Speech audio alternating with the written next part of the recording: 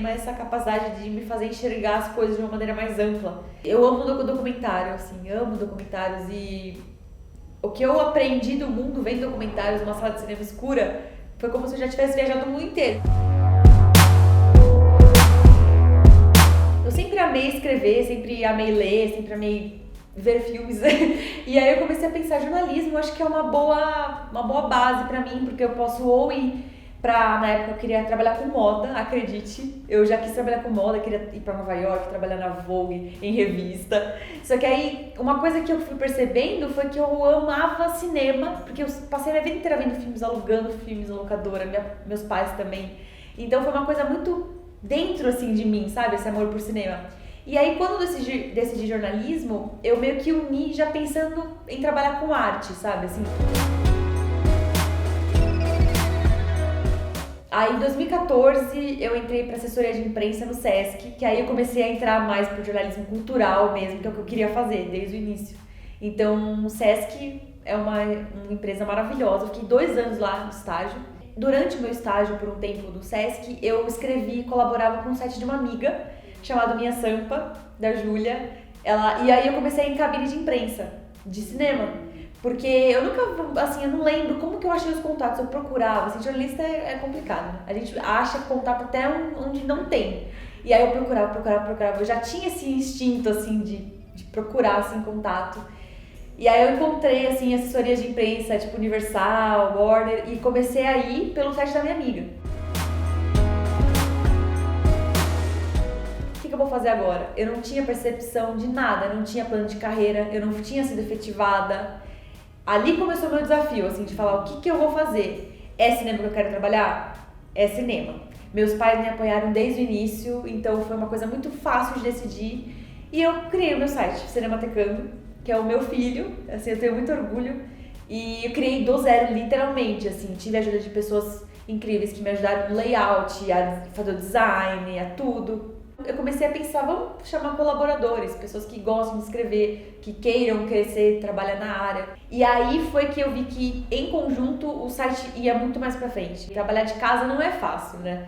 As pessoas acham que trabalhar de casa é fácil, você tá em casa o dia inteiro. Não é bem assim, eu trabalhava muito mais do que 8 horas por dia, sabe? Eu levei como um trabalho mesmo, assim. O cinema sempre fez parte da minha essência, sempre. Eu fiquei muito mal por um tempo por conta disso também, de não ter como pagar as pessoas. Mas todo mundo que tava lá fazia por paixão também. E eu nunca forçava as pessoas a falar, não, você tem que ir lá. Não, assim, era, dá pra ir? Dá pra escrever? Assim, filmes da Netflix, que não precisa nem sair de casa. Se você quiser ver e escrever, ok. Alguns eram estudantes ainda, entendeu? Então, assim, servia como um portfólio, né? Então, eu fico muito feliz que o Cinematecando, ele é uma porta, foi uma porta para as pessoas que estavam lá dentro, para algumas dos mais... O João, o Caio, que eram os mais assíduos, assim, de escrever. Foi um período de muita experimentação, assim, eu me orgulho demais. Eu senti que tudo valeu a pena, assim, tudo que eu fiz no Cinematecando, toda a minha jornada, todos os meus desafios, os dias difíceis, os dias bons. Hoje o Cinematecando ainda continua, com críticas, somente críticas, e a gente tem uma parceria com o Instituto de Cinema, que para os colaboradores eles ganham cursos, assim, para escrever. Foi um ano muito intenso, assim, foi tão intenso quanto os anos do Cinematecando.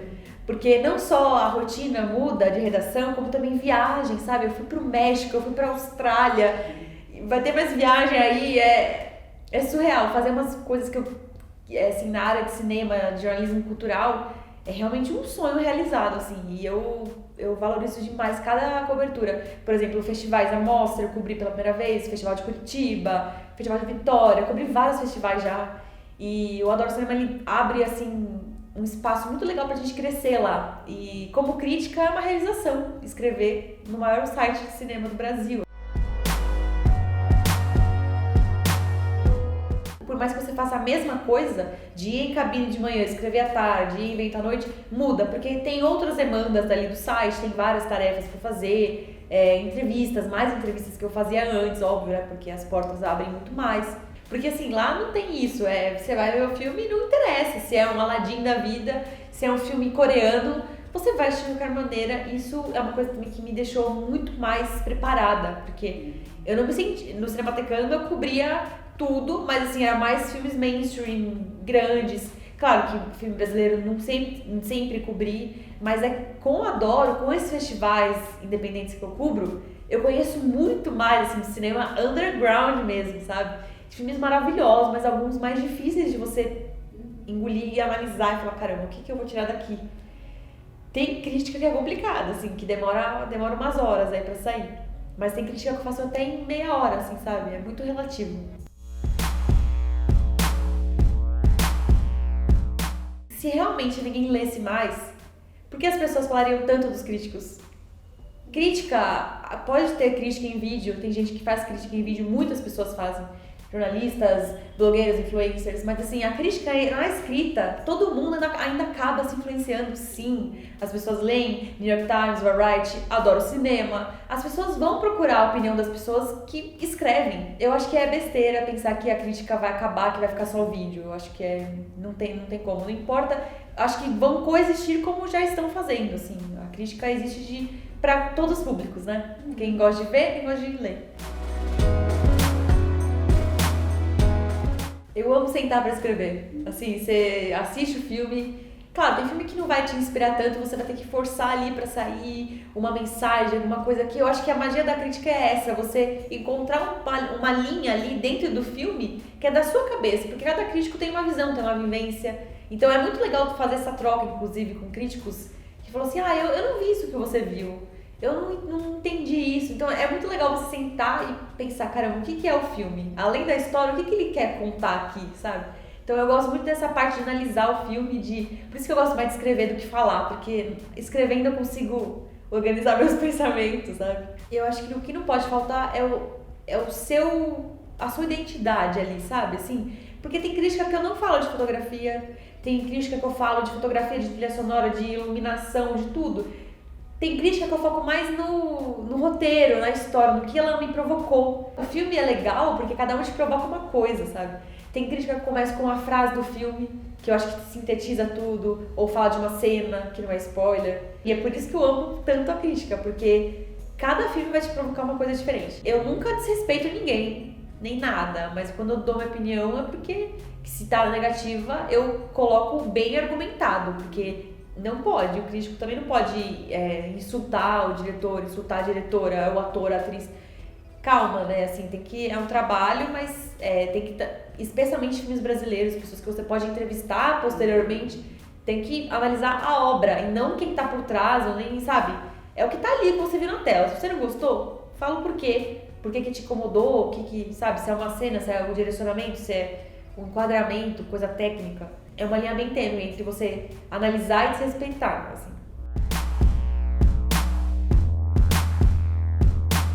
O crítico, ele tem essa coisa, tá numa camada um pouquinho mais, assim, intensa, porque ele realmente tem que analisar cada aspecto do filme, criticar e tudo.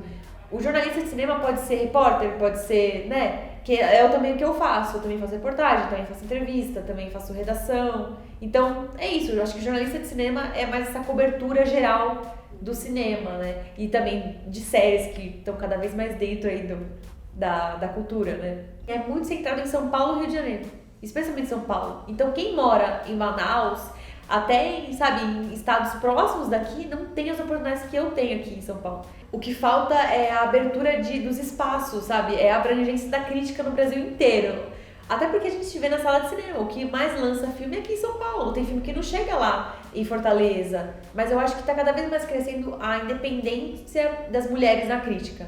Então o que importa é você fazer o seu blog, você montar o seu espaço e começar a escrever. É muito difícil o processo de você conseguir encontrar o seu reconhecimento, mas vem dos dois lados, né? Também tem que se posicionar. Tem a Flávia Guerra, tem a Neuza Barbosa, que são pessoas que estão no meio há muito tempo e são ótimas. Também minhas colegas críticas da minha idade, que estão começando, que também ralam muito. A Isabel Wittmann, a Raquel Gomes, tem tanta gente. Eu adoro o David Ehrlich, que está sempre cobrindo festivais e tudo. Eu leio vários críticos, assim, mas eu tô focando cada vez mais nos brasileiros, nas mulheres, pra dar força, assim, porque a gente precisa, né? Ser crítico ou crítica já é meio um pouco difícil. Imagina ser cineasta, ser roteirista. E eu acho que o cinema independente vai ficar cada vez mais independente, vai ter cada vez menos fomento, sabe? Já tá afetando, porque festival tem que ter filme. E os filmes? Vai ter mais filme internacional do filme brasileiro? Tenho vários amigos que fazem curtas na raça mesmo, sabe? Assim, com material próprio, com a distribuição própria. Então é de se orgulhar. A Netflix já tá anunciando vários filmes brasileiros. Eu acho que ali tem um respiro, sabe? Pra gente, assim, de falar, putz, tudo bem. É Netflix, é filme, mas vai ter filme brasileiro. Já tem tanta série legal aí, 3%, coisa mais linda. A Netflix tá produzindo coisas e tem que produzir, sabe? Eu espero que outros canais, outros serviços também entrem nessa. Porque é a única esperança, eu acho. Tirando se você tem dinheiro pra colocar no seu filme, quem que tem tanto dinheiro assim pra produzir? Eu acho uma discussão muito interessante, sabe? O Almodóvar é contra a Netflix, mas o Scorsese vai distribuir o filme dele na Netflix e o Afonso Cuarón, o Roma, gente, tipo, quer mais um exemplo que esse? Então é muito divergente, sim, sabe? O cinema do Almodóvar, que ele não aceita a Netflix, não aceita streaming, quer os filmes dele no cinema. E o Cuarón, que também é um diretor aí renomado, fez o filme pra Netflix. A Ava DuVernay fez uma série da Netflix, uma minissérie chamada Olhos que Condenam, que é incrível, que fala, é como se fosse um filme de 4 horas, assim. São 4 episódios só que ela conta a história de um crime que ocorreu no Central Park e prenderam 5 negros, sendo que eles nunca fizeram nada, assim, eles ficaram presos. E ela é diretora de cinema, né? Então, ela produzir pra Netflix quer dizer muito. Tenha paciência, tenha persistência. As pessoas vão falar, ai, mas por que você não faz isso? Por que você não procura emprego? Calma, sabe? Se é o seu sonho, vai atrás. Não vai custar tempo, vai custar dinheiro talvez, mas se apoie e acredite em você e claro, corra atrás. Você tem que ter muita resiliência e fazer as suas coisas, fazer uma coisa bonitinha, apresentar para as pessoas. E é isso, escreva muito, veja muitos filmes, é isso, assim, é uma bagagem que vai sendo construída ao longo da vida.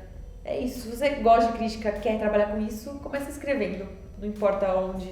Eu não me vejo fazendo outra coisa, a não ser ver filmes. Meu nome é Bárbara Demerov e eu sou crítica de cinema.